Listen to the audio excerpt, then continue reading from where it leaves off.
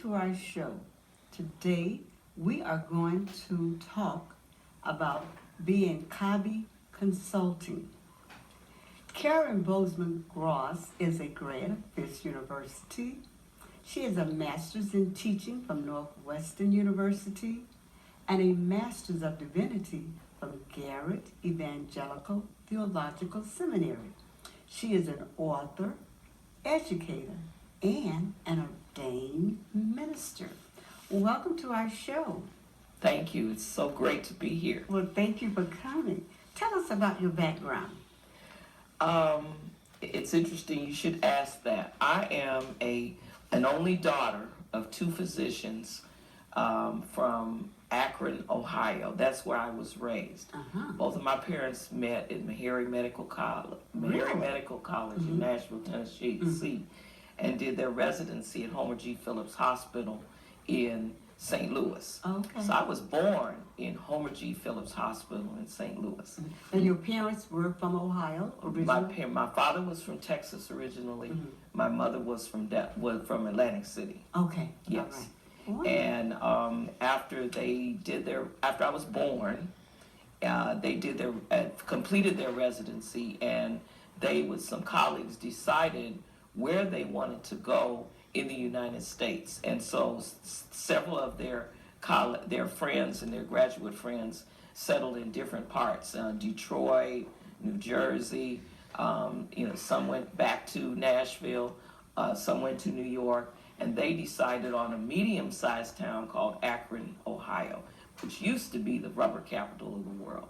So I grew up an only child of an obstetrician and a practitioner of family medicine. Oh, wonderful. Yes, that's where I come from.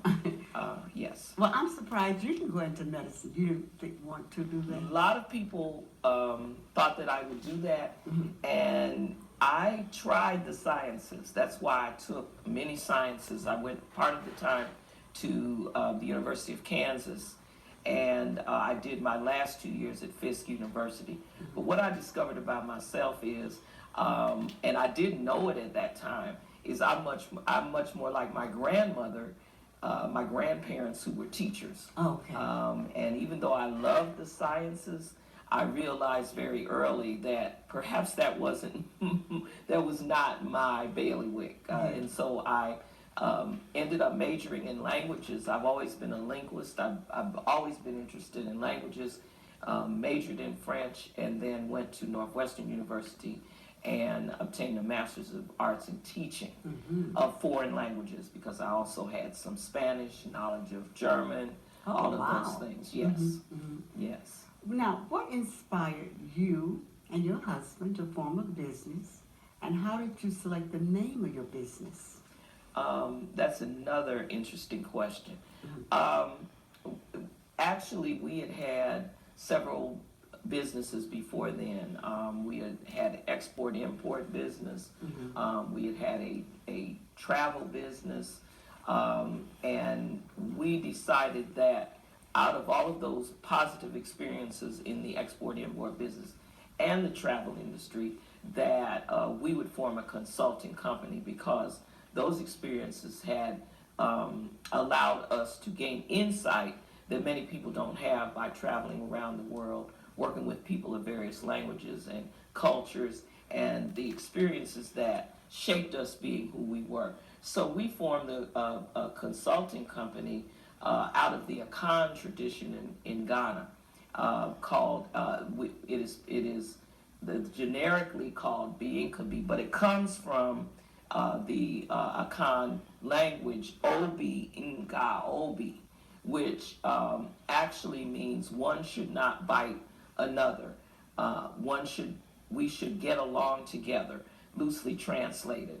One of the things that I discovered about the Akan language, and I don't pretend to be fluent, but having studied parts of it, is that much of what they do is incorporated in symbols called adinkra symbols. So you see symbols that represent God, which is Jinyame. You see symbols that represent the heart. You see symbols that represent justice. All kinds of adinkra symbols.